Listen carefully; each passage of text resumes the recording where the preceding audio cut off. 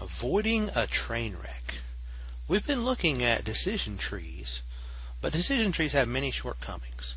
We also have another classifier, if you remember, and that's the k nearest neighbors. But in both of these, we have to worry about overfitting.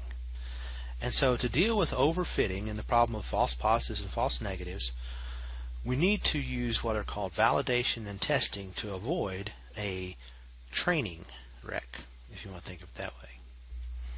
So remember from last lecture, we looked at these two examples.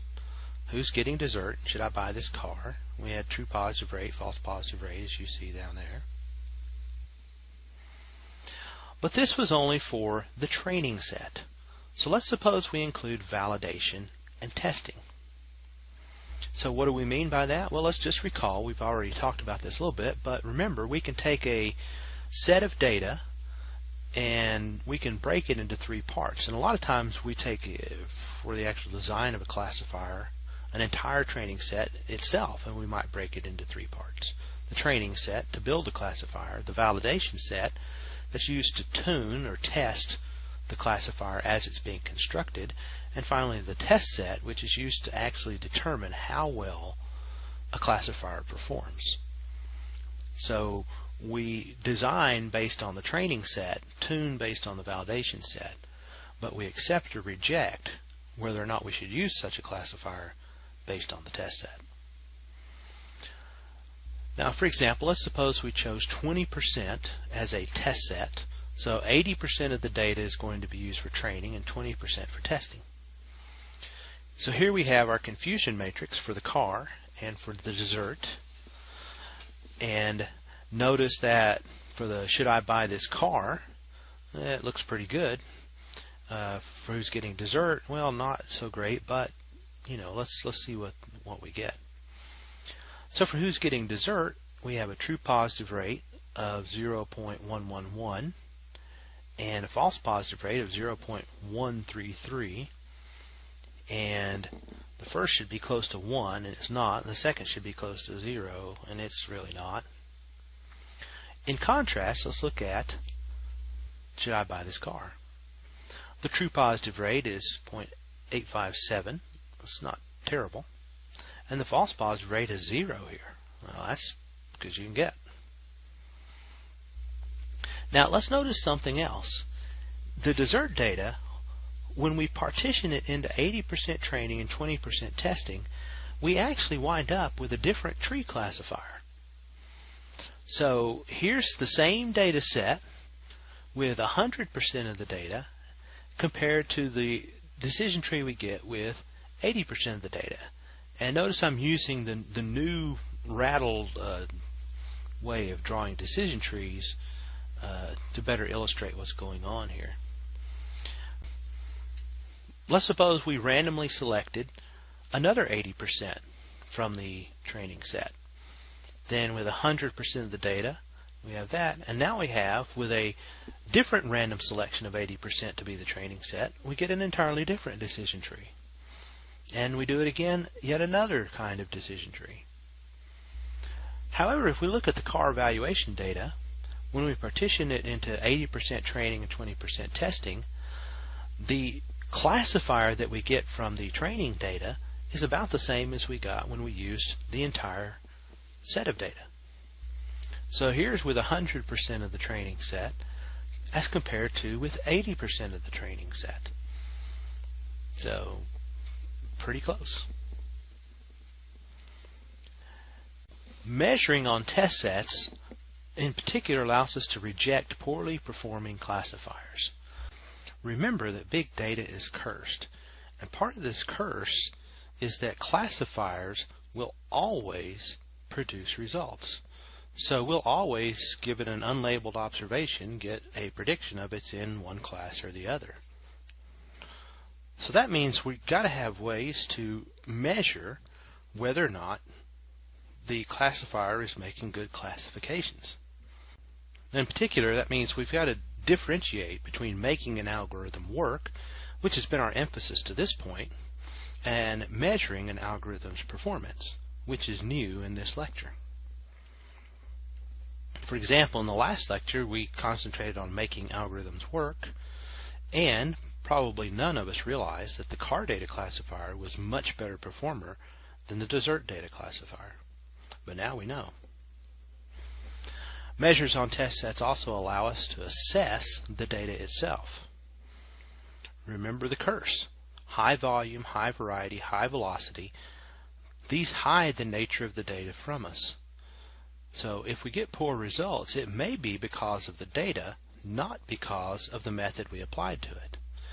Another way to think about that is there really are no bad classifiers, but we could choose the wrong classifier for a particular problem, and it could be that the data is such that no matter what classifier we predict, it'll be a poor performer.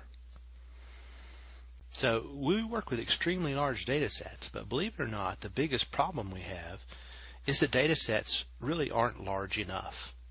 So for example, in the getting dessert data, we really don't have enough variables to answer the question to accurately predict who's getting dessert. There are many issues that we would like to have measurements for that we suspect would probably have something to do with the decision. Are they dieting? Are they eating late? Is it the weekend? Is it cold and rainy? Are they overweight? So all of these influence the performance of the who's getting dessert data, but are not reflected in the data set. Now that leads to an issue of stability, or particularly instability. So if we have small variations in the training set, then we could get large variations in the classifier or in the classifier performance. And that's an issue of stability, and we've already seen it with the dessert data. Decision trees have many flaws. They may be unstable and strange.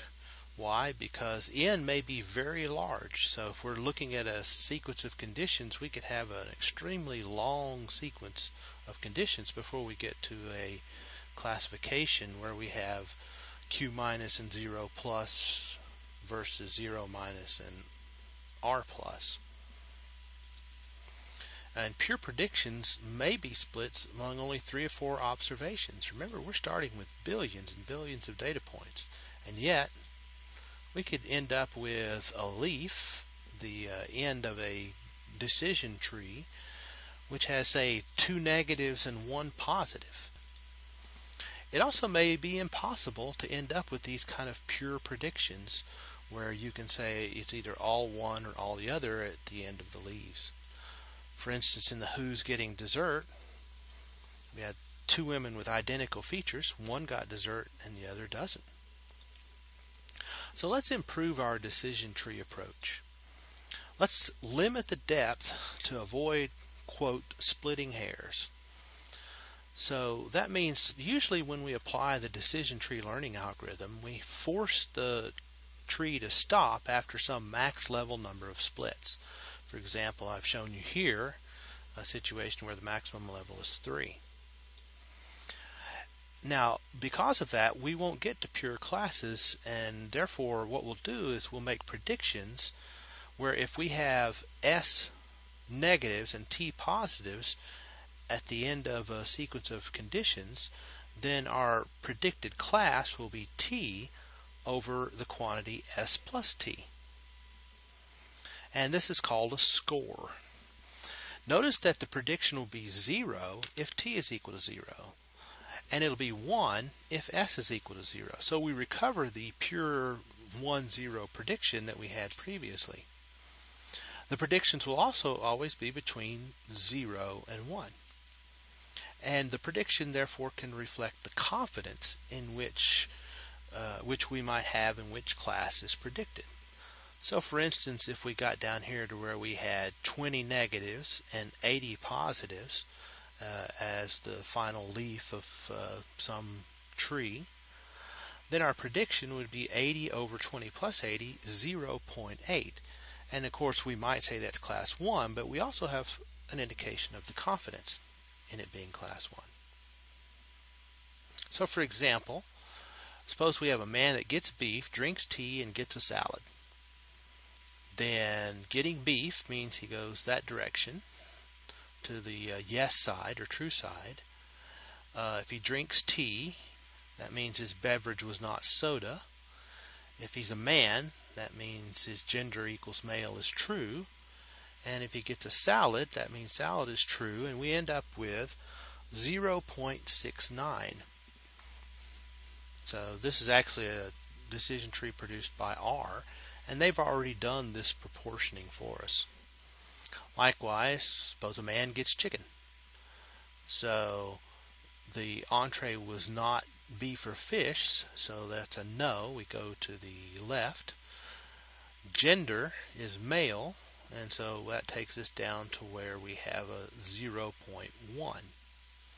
So that's our prediction. So cross-validation is repeated training using these improved decision trees. That means our validation set is going to have results that are numbers between 0 and 1, with close to 0 predicting class 1 and close to 0 predicting class 0. So when we partition, we'll partition into a train, validate, and test set, for instance, maybe a 70, 15, 15. And therefore we can fix the test set and use that to compare many different trees that are validated with their individual validation sets. In particular, we could create, say, M decision trees using the same data and make prediction across all M trees by majority vote. Another issue we often address with testing is overfitting. So a classifier could be so entrained to a particular training set it fails to predict non-training set observations, in particular those in the test set. So to begin with, let's suppose we just had a data set. So we're not talking here about big data or classifiers, just in general a data set. We could pull some points out for a test set from the original data set. And then it's easy to see that if we take out the test set and we use a method, for instance some kind of a high degree polynomial fit, we could actually get something that fits through every single point. Now you might say, well gosh, that's about as good a fit as you can get, isn't it? And actually, no, it's terrible. Notice the predictions for these test set points are all in this blue curve, and the blue curve is so entrained to the data that it's a poor predictor of the test set. On the other hand, these very poor predictions could be much improved if we simply used, in this case, a regression line. And now you can see we get better predictions of the test data.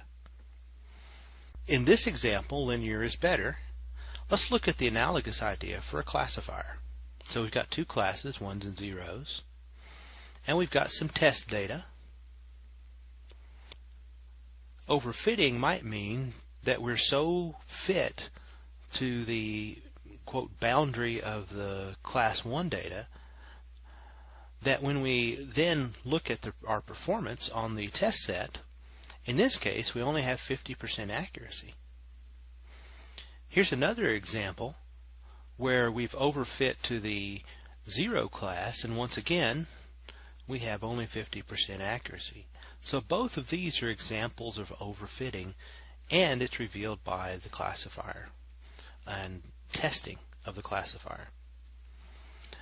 Just parenthetically, this is a separable problem, but we would have to embed this in a higher dimensional space to actually solve this problem because it's not linearly separable. Another issue we can address with testing is bias.